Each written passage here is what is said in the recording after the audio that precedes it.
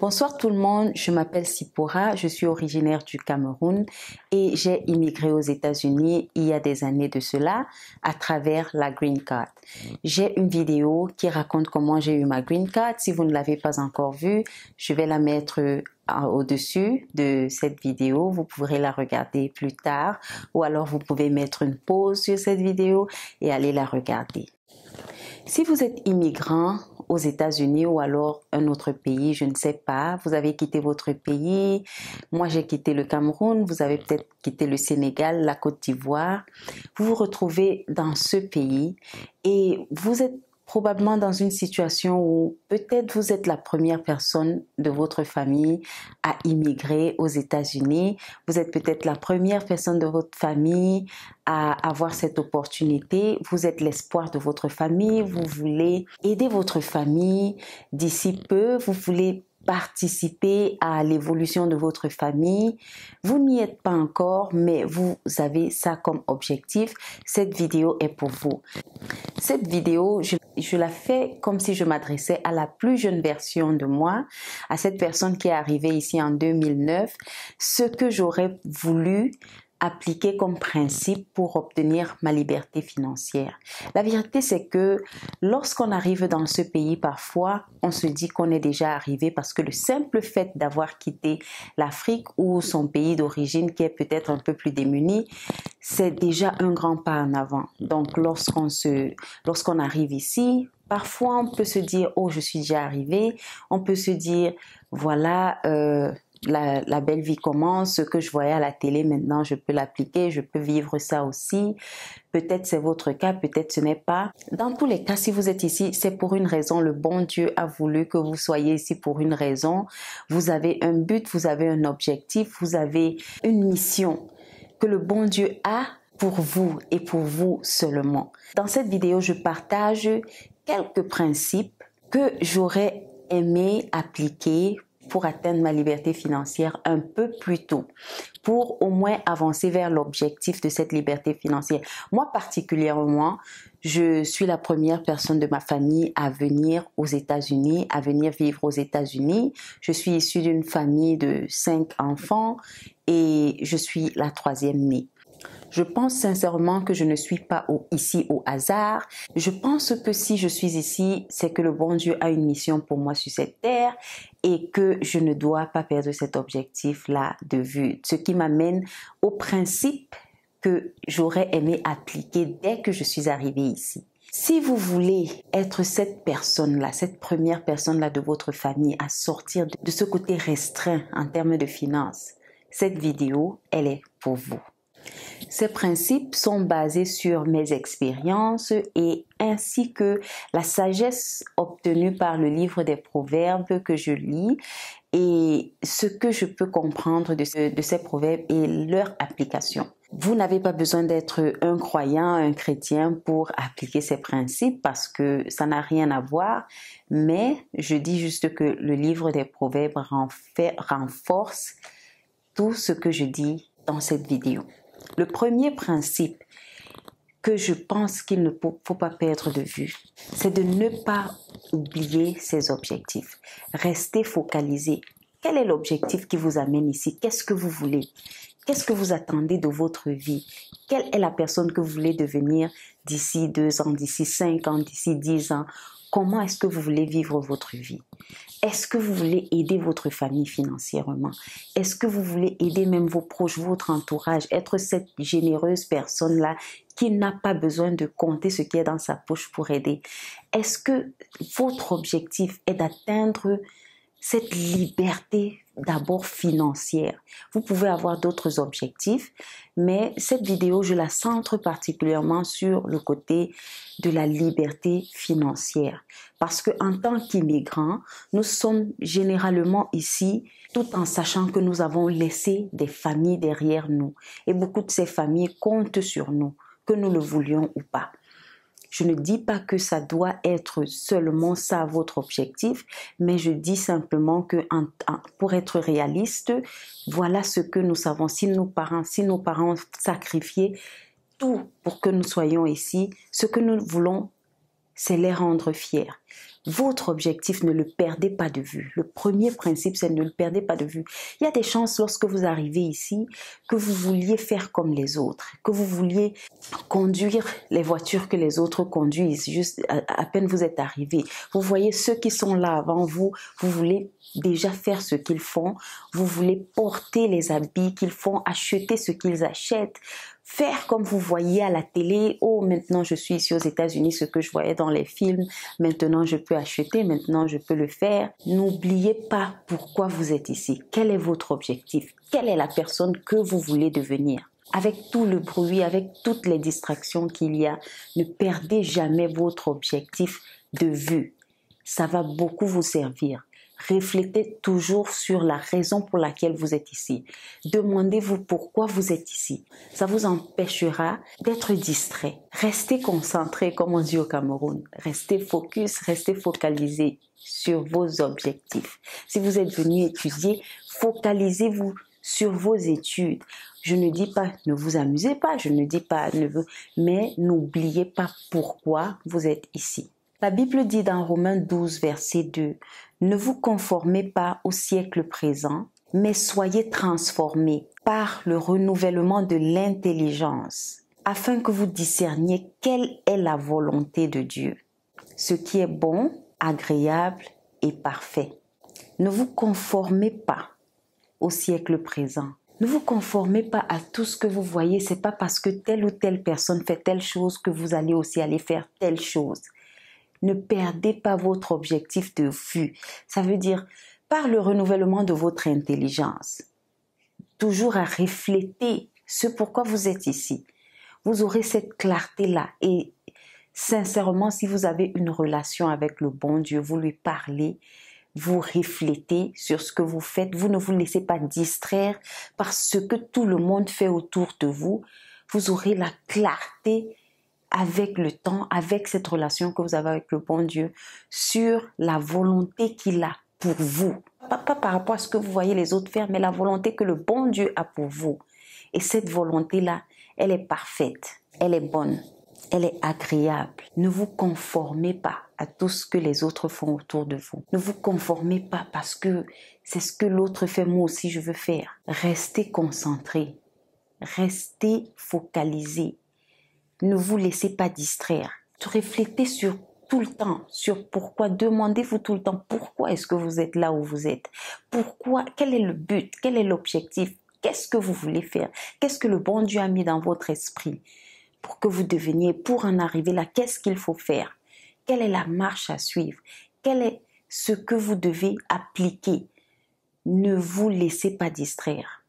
Le deuxième principe que j'aurais aimé commencer à appliquer dès que je suis arrivée dans ce pays, c'est la discipline. Soyons disciplinés. Si nous avons déjà dans notre tête ce que nous avons comme objectif, ce que nous voulons devenir demain, parce que c'est maintenant qu'on prépare son avenir, c'est maintenant qu'on prépare sa retraite, c'est maintenant qu'on prépare son futur, le futur de sa famille. Quelle est la personne que vous voulez être? Vous savez qui est cette personne? Soyez disciplinés. Soyez discipliné, ça veut dire quoi? Je prends un exemple simple. Si je veux devenir cette personne qui prend sa retraite, je sais pas moi, à 55 ans, avant le temps, je sais pas, je dois être discipliné en ce qui concerne mes finances. Commencez déjà par faire un budget, le budget du mois ou de la semaine, selon ce qui vous arrange. Prenez un stylo et un papier.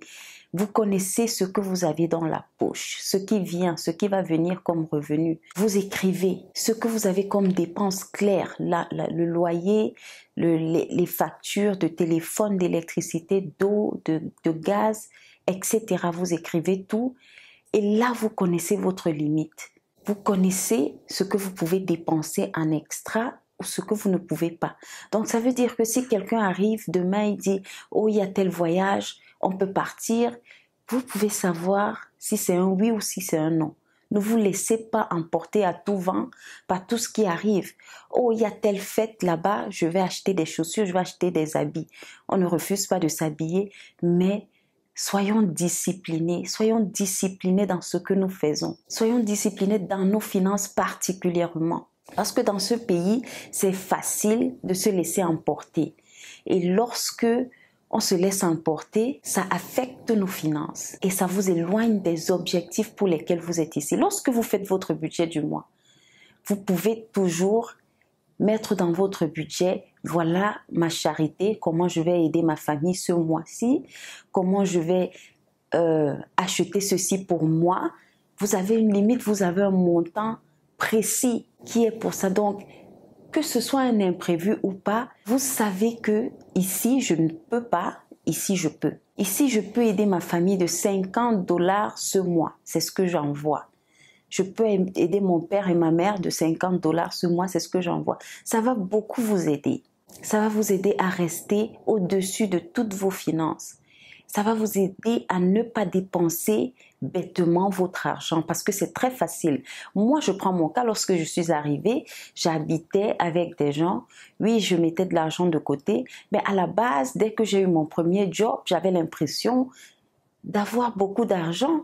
Donc, c'était facile pour moi d'envoyer juste l'argent au pays parce que je me dis, ouf, au pays, je n'avais pas ça. Un travail qui me paye, quoi, 9 $ de l'heure à l'époque. C'était mon premier boulot m'a payé, je crois, 9 $, 9,50 $ de l'heure. J'étais tellement contente. Et je voyais ça comme énormément d'argent. Surtout que je n'avais pas particulièrement de facture. À ce moment-là, j'avais juste ma facture de téléphone, peut-être le carburant à mettre et tout. Donc, c'était facile pour moi de dire, ah, je peux aller à un magasin, m'acheter ceci, cela. Pas de budget. Donc, ne faites pas la même erreur. Commencez dès maintenant. Parce que c'est maintenant qu'on prépare son avenir. Pour renforcer ce point de la discipline, je vais prendre le Proverbe 21, verset 5. Il dit, « Les projets de l'homme diligent ne mènent qu'à l'abondance, mais celui qui agit avec précipitation n'arrive qu'à la disette. » L'homme diligent, c'est l'homme discipliné qui applique le plan et la stratégie qu'il s'est donné. La disette, c'est la fin. C'est le manque. Les projets de l'homme diligent ne mènent qu'à l'abondance. Il n'y a pas d'autre résultat. C'est l'abondance. Mais celui qui agit avec précipitation n'arrive qu'à la disette. Donc, quelqu'un arrive là, il vous dit, j'ai besoin de 100 $ là, je veux faire... Parce que vous voyez les 100 $ dans votre compte, vous prenez, vous donnez. Vous n'avez pas regardé votre budget. Vous n'avez pas regardé que... Vous n'avez même pas besoin de regarder votre budget. Lorsque vous avez déjà fait votre budget, vous savez ce que vous pouvez enlever et ce que vous ne pouvez pas. Soyez disciplinés parce que c'est ça qui va vous diriger vers votre abondance. Et je vais ajouter que dans ce pays, c'est facile de se retrouver à dépenser son argent bêtement dans toutes choses parce que à chaque coin de rue, vous allez voir une solde. Il y a toujours des soldes. Les soldes, ça ne finit pas aux États-Unis. Donc, il faut se dire, ok, qu'est-ce que je gagne là derrière? Est-ce que ça m'avance vers mon objectif? Quel est mon objectif? Est-ce que en faisant ça, je progresse ou je régresse? Est-ce que j'affecte positivement ou négativement mes objectifs? Donc, soyez disciplinés. Le troisième point que je vais adresser, le troisième principe que j'aurais aimé appliquer dès que je suis arrivée ici. Ici, je peux dire que c'est un principe qui est naturel chez moi. Travailler dans la mesure du possible. Détester la paresse. J'insiste sur détester la paresse. Non seulement travailler, mais détester la paresse de tout votre cœur, de toute votre âme. La paresse ne vous amènera nulle part. Au contraire, travaillez dans la mesure du possible. Quand je demande de travailler, c'est ce que vous avez sous la main, faites. Lorsque vous n'avez pas autre chose, ne soyez pas trop... Oui, vous avez un objectif. Vous venez d'arriver aux États-Unis.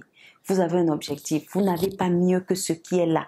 Vous faites ce qui peut payer vos factures, ce qui peut vous amener à avancer. Vous le faites d'abord. Jusqu'à ce que vous soyez au niveau où vous pouvez choisir vos boulots. Mais lorsque vous voyez un boulot qui est disponible, faites-le. Ne dormez pas. Vous ne pouvez pas être là, vous n'avez rien. Peut-être vous habitez encore chez quelqu'un et vous vous dites, oh, je n'ai pas les factures. Mais non, si vous habitez encore chez quelqu'un, dites-vous que votre prochain objectif, c'est de sortir de cette maison dans les 3 mois, dans les 6 mois qui arrivent. Ça veut dire quoi? S'il faut marcher, prendre le bus ou quoi que ce soit pour aller faire un boulot, faites ce boulot jusqu'à ce que vous ayez assez pour pouvoir vous payer votre propre appartement ou louer votre propre appartement. Détestez la paresse de tout votre cœur, de toute votre âme. Ici, j'ai beaucoup de proverbes qui luttent contre la paresse. Je vais citer quelques-uns. Le proverbe 19:15 dit: la paresse fait tomber dans l'assoupissement et l'âme nonchalante éprouve la faim. La paresse fait tomber dans l'assoupissement. C'est-à-dire, elle vous endort. La paresse vous endort encore. Et quand vous dormez, la nourriture vous viendra d'où? Vous aurez faim. Si vous ne travaillez pas, vous aurez faim. Donc, travaillez dans la mesure du possible. Le proverbe 20, verset 13 dit: n'aime pas le sommeil, de peur que tu ne deviennes pauvre. Ouvre les yeux, tu seras rassasié de pain. N'aime pas le sommeil, de peur que tu ne deviennes pauvre. Le sommeil, ici, également, c'est la paresse. C'est dormir, c'est ne rien faire. Si tu dors, tu appelles la pauvreté. Tu appelles la pauvreté. Tu ne peux pas être chez quelqu'un ou bien même chez toi. Tu dors jusqu'à 11h du matin, sauf si tu travailles la nuit. Tu dors jusqu'à 11h du matin, midi, tu traînes les pas. Non, sors, cherche quelque chose à faire. Il y a toujours quelque chose à faire. Il y a toujours quelque chose dans cette Amérique que quelqu'un peut faire pour gagner un peu d'argent. Déteste la paresse. N'aime pas le sommeil, de peur que tu ne deviennes pauvre, sauf si tu veux devenir pauvre. Mais si ton but, c'est ta liberté financière, alors lève-toi, ouvre les yeux et tu seras rassasié de pain. Le proverbe 24, les versets 33 et 34 disent: un peu de sommeil, un peu d'assoupissement, un peu croiser les mains pour dormir. On parle encore du sommeil, on parle encore de l'assoupissement.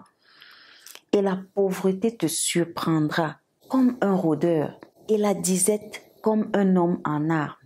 Je répète, un peu de sommeil, un peu d'assoupissement, un peu croiser les mains pour dormir. Et la pauvreté te surprendra comme un rôdeur et la disette comme un homme en armes. Détestez la paresse et le sommeil abusif, le sommeil excessif. Levez-vous, travaillez dans la mesure du possible pour vous rapprocher de vos objectifs. Vous ne manquerez pas de pain. Lorsque vous voulez faire quelque chose, faites-le. Un travail à faire, faites-le. Vous voulez vous engager dans une activité, faites cette activité. Le proverbe 14, verset 23 dit: tout travail procure l'abondance, mais les paroles en l'air ne mènent qu'à la disette. Donc, ne soyez pas seulement bavardage, ouais, j'aurais voulu faire, j'aimerais faire, je veux faire, quand j'aurai. Non, commencez. Tout travail procure l'abondance. Proverbe 14, 23. Tout travail, mais les paroles en l'air ne mènent qu'à la disette, à la pauvreté, au manque. Quel que soit ce que vous avez sous la main pour le moment, faites-le. Ne soyez pas, ce n'est qu'une saison, ce n'est qu'un moment. Moi, j'ai nettoyé chez les gens, j'ai lavé les toilettes, j'ai tressé, j'ai travaillé au pont, Detroit Bridge, à la Guérite. Un pont, vous appuyez le pont, on soulève ça, les voitures passent, les camions passent, parfois j'ai sommeil et tout. Mais j'ai fait ça, je quittais de là pour aller à l'école, pour aller à l'université. Donc, ce que vous pouvez faire, vous faites. Vous faites. Le proverbe 13, verset 4 dit: l'âme du paresseux a des désirs qu'il ne peut satisfaire, mais l'âme des hommes diligents sera rassasiée. L'âme du paresseux a des désirs qu'il ne peut satisfaire. Vous ne travaillez pas. Mais c'est vous qui voulez conduire les grosses voitures. Mais c'est vous qui voulez porter les Gucci, les Louis Vuitton, les Versace. C'est vous qui voulez aller dans toutes les fêtes, dans tous les voyages. L'âme du paresseux a des désirs qu'il ne peut satisfaire. Mais l'homme diligent, l'âme des hommes diligents sera rassasiée. Les hommes disciplinés, les hommes qui ne perdent pas leur objectif de vue, qui font ce qu'il y a à faire, qui ne vivent pas au-dessus de leurs moyens. Ah oui, et parlant de vivre au-dessus de ses moyens, ceci m'amène à mon 4e principe, éviter les dettes au maximum. Éviter les dettes au maximum. Les États-Unis sont un pays où il est facile d'être endetté jusqu'au cou.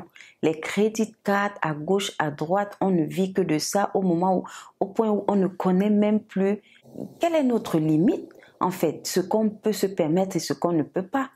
On est tellement plongé dans la crédit card que on paye des intérêts exorbitants sans se rendre. C'est devenu une seconde nature, c'est devenu acceptable partout. Oh, on ne peut pas vivre sans ça. On peut vivre sans la crédit card, je suis désolée. Je pense sincèrement qu'on peut vivre. Si vous avez assez d'argent, vous n'avez pas besoin de ça. Je suis d'accord que la credit card permet à la base de construire une certaine crédibilité quand on vient d'arriver ici. S'il y a des banques qui vous permettent de faire prepaid, vous payez un certain montant et ils vous donnent ce crédit que vous utilisez. Et au fur et à mesure qu'ils voient que vous êtes assez fiable avec votre carte, ils augmentent votre limite. Et c'est là où est le piège. Plus on augmente votre limite, plus vous atteignez la limite. Et à un moment donné, on ne s'en sort plus. Donc, je dis, évitez les dettes au maximum. Bien sûr, il y a des dettes qu'on ne peut pas éviter, parfois les student loans, mais même avec l'école, soyez un peu sage. Si vous venez d'arriver, vous pouvez commencer par le community college, faire 2 ans et maintenant transférer vos crédits dans un 4-year college, dans une université normale et terminer là-bas. C'est ce que moi j'ai fait. Ce qui fait que les 2 premières années, je n'ai pas eu à payer pour mon école, mais les 2 dernières années, j'ai eu des student loans parce que je voulais finir mes études. Donc, il y a des crédits qu'on ne peut peut-être pas éviter, mais qu'on peut diminuer au maximum. Par exemple, si vous travaillez, si vous êtes diligent avec votre budget et tout, vous pouvez peut-être arriver à un niveau où même lorsque vous devez payer votre école ou prendre des student loans, vous ne prenez pas peut-être le maximum parce que vous avez de l'argent de côté pour payer pour certains. Si vous pouvez le faire, faites-le. Ça vous servira. Évitez les dettes au maximum. Évitez les dettes inutiles. Ça ne sert à rien de mettre des trucs comme les habits, les chaussures sur la credit card. Ça, c'est mon avis personnel. Si c'est quelque chose qui ne produit rien comme les chaussures, si vous devez mettre ça sur la credit card, ça veut dire que vous ne pouvez pas vous permettre d'acheter ces chaussures à ce moment-là. Attendez quand vous avez de l'argent et achetez cash. Ça, c'est mon avis sincère. Le proverbe 22, verset 7 dit ceci: « Le riche domine sur les pauvres. Et celui qui emprunte est l'esclave de celui qui prête. » Le riche domine sur les pauvres. Si votre objectif est la liberté financière, évitez les dettes inutiles. Évitez les dettes à tout bout de champ. Évitez-les comme la peste. Parce que à un moment donné, vous en avez jusqu'au cou et ça rajoute à votre stress du quotidien et ça rajoute à tout ce qui... Évitez les dettes. En conclusion, le riche domine sur les pauvres. Imaginez que c'est vous le riche maintenant. Vous dominez, vous êtes en haut, vous avez moins de stress. Moi, je parle parce que je pense que la liberté financière est importante dans ce pays, partout où nous sommes. Parce qu'elle nous enlève une certaine partie du stress, elle nous enlève une certaine partie d'inquiétude. On n'a pas peur de la fin du mois, on n'a pas peur d'être renvoyé dans un boulot parce qu'on n'a pas d'argent, parce qu'on ne sait pas comment on va faire. Commençons dès maintenant. Si vous êtes parti d'un pays où vous n'aviez rien ou pas grand-chose, vous êtes ici pour un objectif particulier. Et vous ne pouvez pas être quelconque. Vous ne pouvez pas vous conformer au désordre. Le 5e principe que j'aurais aimé commencer à appliquer dès que je suis arrivée dans ce pays, c'est l'épargne. Épargner, épargner, épargner, épargner. Épargner est tellement important. Quel que soit ce qu'on gagne, enlevez toujours une partie et épargnez. une épargne qui ne vous affecte pas forcément, mais quel que soit ce que vous gagnez, parce que parfois on se dit, ah, je ne gagne pas assez, qu'est-ce que je vais épargner ici?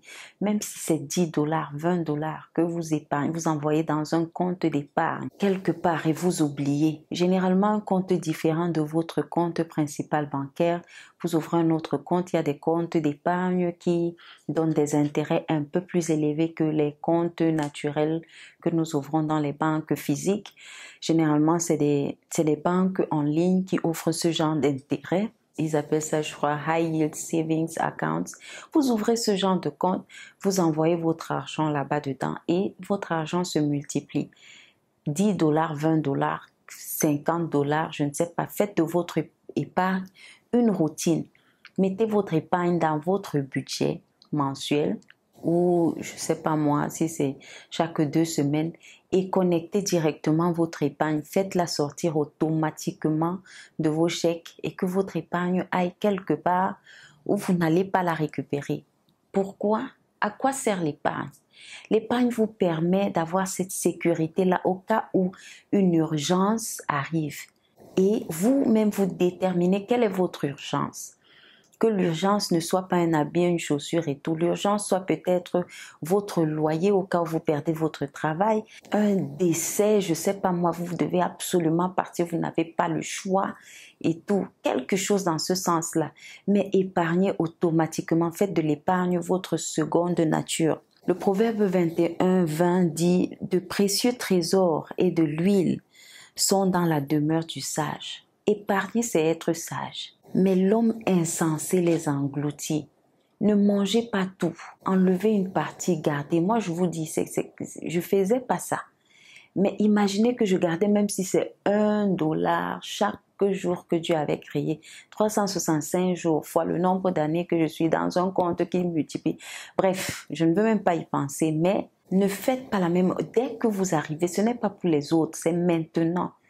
Que vous ayez 18 ans, 20 ans, 25 ans, 30 ans. Je dis ça parce que moi, j'observe que en grandissant, il n'y a pas quelqu'un qui s'est assis, qui m'a vraiment parlé des finances, comment les finances fonctionnent. Mais c'est juste que on se dit, ah, on doit faire attention, il n'y a pas l'argent pour ça, il n'y a pas ceci, il faut attendre et tout. Je comprends ça. Mais il n'y a pas une éducation financière particulière qui m'a forgé, qui m'a montré comment avancer, comment prendre mes finances au sérieux.